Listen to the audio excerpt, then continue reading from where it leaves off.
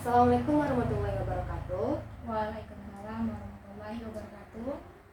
Gimana nih kabarnya, sehat Kak? Alhamdulillah sehat. Alhamdulillah. Perkenalkan, nama saya Hilmiatul Rahman Karayan. Saya mahasiswa dari Universitas Negeri Padang, Prodi Ilmu Administrasi Negara, Fakultas Ilmu Sosial. Sebelumnya boleh memperkenalkan diri Kak? Boleh, oke. Perkenalkan, nama saya Ainur Rahma Husna Karim. Bisa kamu panggil saya dengan Husna. Saya dari UIN Imam Bonjol Padang, jurusan Psikologi Islam dengan Fakultas Usuluddin. Saya angkatan 2019 dan saya berasal dari Medan. Hai Kak Usna. Hai. Oke Kak Usna, di sini maksud dan tujuan saya ingin mewawancarai Kakak untuk memenuhi salah satu tugas mata kuliah saya. Sebelumnya saya ingin bertanya kepada Kakak, apakah Kakak bersedia untuk saya wawancarai? Saya bersedia untuk mewawancarai. Oke Kak Usna, ngomong-ngomong tadi Kakak dari Medan ya? Iya. Wow, jauh banget ya. Terus dari Medan ke Sumber itu berapa jam ya Kak? Kurang lebih ada lah ya sekitar 26 jaman gitulah. Saya juga ini pokoknya kalau dari Padang ke Medan tuh kalau berangkat dari jam 10 bisa jadi sampai Medan jam 12-an. Hitung aja lah, mungkin 26 lebih lah ya. Oh, jauh juga ya Kak. Oke Kak, langsung saja ke pertanyaan saya. Apa alasan Kakak memilih merantau ke kota ini? Alasan saya tuh saya tuh sebelumnya lulus di Padang ini karena jalur undangan. Jadi saya nggak ada memilih tujuan ke sini, enggak. Jadi saya itu sebelumnya jalur undangan main asal milih aja, nggak nengok-nengok itu di mana. Dan tahu waktu saya dapat info ternyata saya lulus di Padang ini. Nah, kemudian saya memilih dan izin sama orang tua dan akhirnya saya pun diterima di sini dan mendaftar ulang dan akhirnya saya pun juga kuliah di Padang ini. Alasan Kakak memilih UIN Imam Bonjol tuh kenapa Kak? Kenapa? Kan di Medan tuh ada UIN Sumatera Utara tuh, kenapa harus di UIN IB? Nah iya, jadi waktu saya milih jurusan ternyata di UIN Sumatera Utara itu nggak ada jurusan psikologi. Nah saya itu kemarin tuh nengok dari daftar-daftar kampus. Nah tertera di situ ada psikologi Islam. Tanpa saya lihat bahwasanya itu di Padang, saya ambil aja. Ternyata waktu lulus ternyata saya baru tahu bahwasanya itu di Padang. Jadi itu ada kampus-kampus lain, cuman kemarin tuh saya nggak lulus. Jadi ini pilihan terakhir saya di UIN Imam Padang. Saya dapat di sini. Berarti sekarang lagi semester berapa nih? Saya udah semester akhir, udah semester 9, mahasiswa akhir lah. Di pusing-pusingnya lah ya, ngejar dosen, tanda tangan, mau wisuda juga ya? Iya, ini udah mau wisuda lagi, ngurus-ngurus syarat-syarat wisuda, jadi pusing banget betul pokoknya. Hebat Kakak nih. Ya, semoga kamu nanti bisa nyusul saya ya. Amin, bisa juga 3,5 tahun ya. Amin. Terus pertama Kakak merantau pertama kali, jauh dari orang tua pertama kali juga? Kalau jauh dari orang tua, sebelumnya saya SMP juga udah jauh dari orang tua, SMP sampai SMA. Saya waktu SMP itu kan pesantren sampai SMA. Cuman jarak dari rumah dan pesantren itu hanya sekitar 2 jaman aja. Jadi menurut saya itu masih dibilang dekat lah, nggak terlalu ini, hanya beda tempat tinggal aja. Tapi kalau untuk merantau jauh, ya baru ini saya merantau jauh di Padang. Gimana perasaan Kakak waktu jauh dari orang tua? Kan waktu SMP tuh, pesantren udah jauh dari orang tua sampai saat ini. Gimana perasaan Kakak? Waktu SMP itu sedih ya, pastinya sedih karena kan baru tamat SD, masih kayak anak-anak belum bisa mandiri, terus langsung jauh dari orang tua.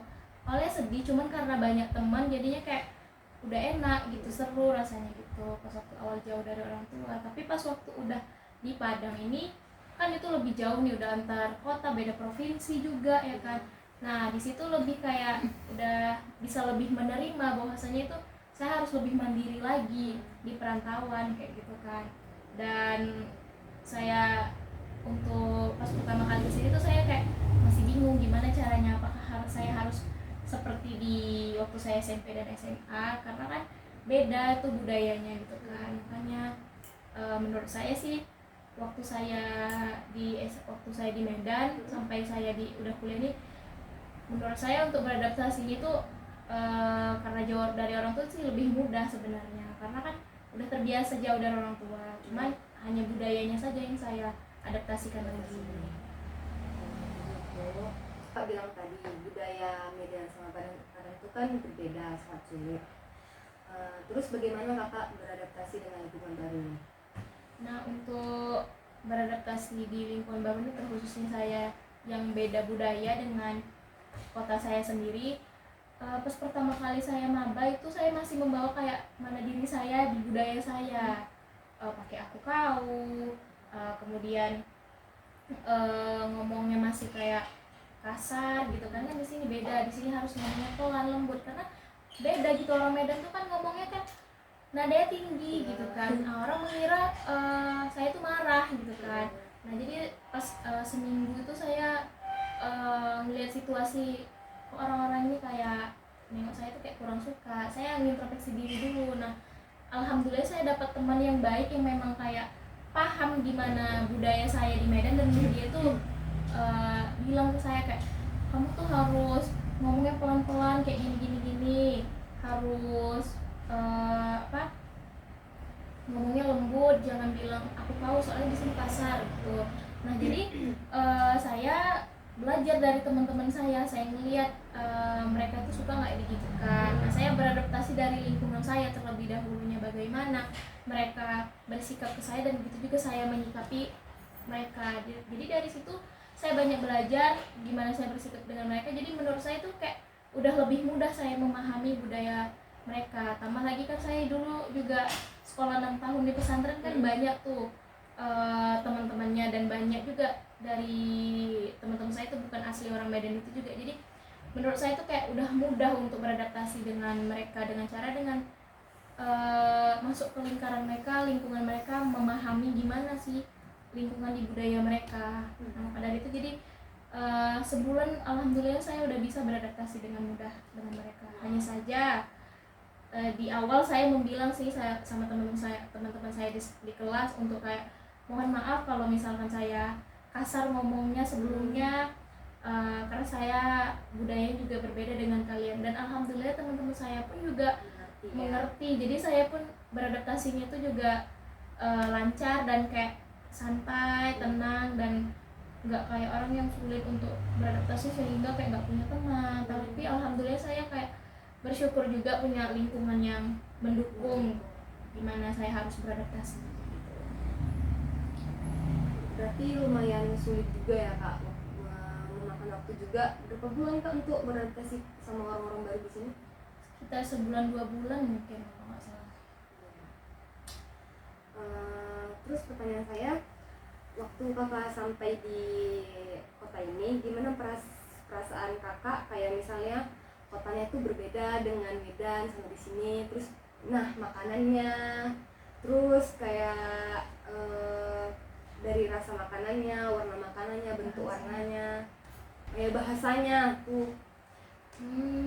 Saya sih waktu pas pertama kali ke Padang nih kayak, wah ternyata Padang ini kayak gini kotanya ya, beda ternyata dari Medan. Karena kan di Padang ini kan masih lebih asri gitu dibanding Medan kan full gedung-gedung. Kalau di sini kayak aku ngeliat, aku kayak lagi liburan ke kampung halaman gitu kan, karena masih banyak wisata-wisata alamnya gitu kan, pegunungan juga nampak. Jadi ada sih rasa kayak, wih aku di luar kota nih kayak gitu kan, kayak ada perasaan senang, tapi ada juga rasa sedih karena jauh dari orang tua gitu. Terus rasa makanannya gimana menurut kakak, berbeda jauh nggak dari? Tentu berbeda jauh. Jadi waktu pertama kali saya kesini tuh saya tuh kayak bingung, karena cita rasa makanan kita dengan Medan itu kan beda. Jadi saya tuh kayak aduh gimana ya mau makan tuh gimana, bingung karena nggak sesuai dengan lidah orang Medan dengan orang Padang kan beda, orang Minang kan beda kan. Menurut saya kayak sulit, apalagi dengan bahasa. Saya kan belum ngerti gimana bahasa Minang. Nah, ketika saya berbelanja ke pasar raya kemarin pertama kali saya belanja, mereka semua bahasa Minang. Saya pun bingung apa yang harus saya jawab, karena katanya kan kalau misalkan kita dari dengar-dengar waktu aku dulu pertama kali datang ke Padang tuh, pandangan aku tuh kan katanya orang kalau di Padang itu kalau misalkan kita nggak bahasa Minang kita dibodoh-bodohi gitu kan. Kalau apalagi kitanya pakai bahasa Indonesia bakal harganya tuh dinaikin. Pandangan saya sepertinya seperti itu sebelumnya. Nah, jadi saya belanja, saya ngomong bahasa Indonesia, mereka balas pakai bahasa Minang. Gimana saya mau membalas, saya juga nggak ngerti sama sekali. Nah, tapi alhamdulillahnya ada juga teman saya yang memang paham bahasa Minang dan membantu. Tapi pas waktu pertama kali saya berdua dengan teman saya yang di Medan juga belanja pakai bahasa Indonesia, ada sih yang memang jawabnya pakai bahasa Indonesia, tapi ya itu sesuai dengan pandangan saya, harganya juga dinaikin ternyata gitu. Jadi kayak pasti ada kan kayak tekanan kayak ya ampun ternyata beda ya budaya di sini sama di Medan. Kayak ada perasaan sedih, perasaannya kayak ih nggak enak kali ya kalau di beda budaya, pasti juga ada pemikiran gitu. Dan itu sih yang saya rasakan kemarin itu. Tapi kayak setelah udah berjalannya waktu, saya udah pandai bahasa, jadi kayak udah biasa aja, udah kayak enjoy aja sih jalanin di perantauan ini gitu. Tadi kakak ngomong kalau di Sumbar ini masih asri kotanya ya, jauh berbeda dengan kota Medan, kayak pegunungan, kayak masih ada pohon-pohon yang berhijau gitu, yang hijau-hijau. Terus selama kakak 4 tahun nih di sini, udah kemana aja nih travelingnya, jalan-jalannya di Sumatera Barat ini? Udah hampir keliling Sumbar sih ya saya selama 4 tahun di sini. Hanya yang belum saya jelajahi itu Mentawai, kemudian Damasraya, Pasaman, itulah sih yang belum. Tapi yang paling saya dambakan sih kayaknya Mentawai. Mungkin itu wishlist terakhir saya sebelum saya keluar dari Padang ini, kita ninggalin kota ini gitu. Berarti Sumatera Barat ini indah lah menurut kakak ya? Cukup indah karena cukup banyak kenangan juga sih selama saya kuliah di Padang ini gitu. Menurut kakak lebih enak merantau atau tinggal di kota kakak? Kalau aku pribadi dia sih 50-50 ya. Kalau misalkan tinggal di kota sendiri enaknya tuh kumpul bareng keluarga, kemudian bisa jumpa orang tua tiap hari. Tapi kalau di perantauan tuh kan susah kan, makan pun juga susah, kadang rindu masakan orang tua, terus juga rindu sama orang tua tapi jarak juga cukup jauh, nggak mungkin bisa pulang setiap hari gitu kan.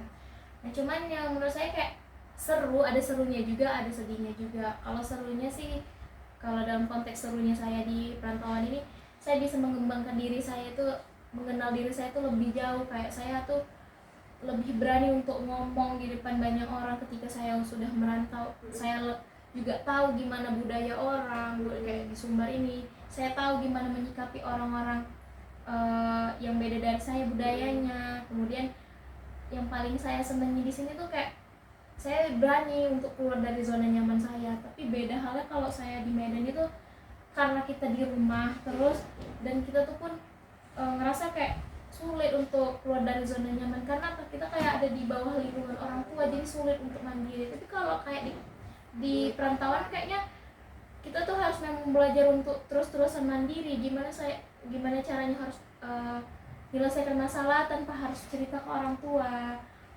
nutupin kesedihan tanpa harus bilang ke orang tua. Jadi menurut saya tuh kayak saya lebih mengenali diri saya dan saya bisa lebih mengenal diri saya, gimana cara saya untuk mengekspresikan emosi saya tuh saya bisa dapat di Sumbar ini gitu. Beda halnya saya di Medan, kayak saya kurang mengenal diri saya gitu. Kalau di sini mandiri ya kan kak, apa bisa sendiri. Yang terakhir nih kak, apa pesan dan kesan kakak selama di perantauan ini, selama di kota ini, lagi ini kakak mau meninggalkan kota ini kan, gimana tuh kak? Kalau pesan aku sih pesannya untuk Adinda yang bakal mengikuti jejak saya nantinya, bakal nyusul wisuda kan, jelajahilah kota ini, Sumbar ini, karena kan belum tahu tuh bakal kesini lagi dengan waktu yang mungkin waktunya luang atau enggak, itu kan sulit kan, karena kan nanti kan beda-beda tuh waktu udah kerja sama kuliah itu kan sangat beda. Jadi perbanyaklah lingkungan pertemanan yang memang yang bisa menerima kamu tuh apa adanya di dalam itu. Terus pun jelajahi kota-kota orang supaya kamu tahu di kota ini seperti apa budayanya, di kota ini seperti apa. Nah kalau kesan yang saya dapatkan dari kota ini sih banyak ya, apa ya, susah saya bilangnya. Pokoknya hal yang paling menarik sih di kota ini yang membuat saya tuh belajar banyak hal, dan apapun itu yang saya pelajari di sini bakal saya jadikan kenangan dan bisa untuk jadi gambaran saya untuk lebih baik lagi ke depannya setelah saya meninggalkan kota ini. Ada nggak satu kalimat untuk seseorang, ada yang selalu ada untuk kakak, yang selalu di samping kakak ketika kakak sedih, waktu down, waktu lagi nyusun skripsi dia nyemangatin, ada nggak? Ya tentunya pasti ada. Yang untuk seseorang yang mungkin selalu ada buat selama saya di perantauan ini, saya mau bilang sama seseorang itu terima kasih banyak telah menemani saya selama saya di perkuliahan, di luar perkuliahan pun. Saya cukup berterima kasih dan bersyukur telah bertemu dengan seseorang itu, dan saya nggak tahu gimana balas kebaikannya. Semoga Allah lah yang bisa membalas kebaikan seseorang tersebut lewat dari doa saya. Semoga Allah selalu melindungi dia dan selalu memberikan keberkahan di setiap langkah jalan dia. Semoga juga berjumpa lagi ya kan, nggak di kota ini aja, pasti kan di mana gitu, di kota kakak juga bisa. Bella kak, terima kasih udah menjawab pertanyaan dari saya dan sudah membantu untuk memenuhi tugas saya. See you kak, nanti kita jumpa lagi ya, bye bye. Oke, makasih juga Mia.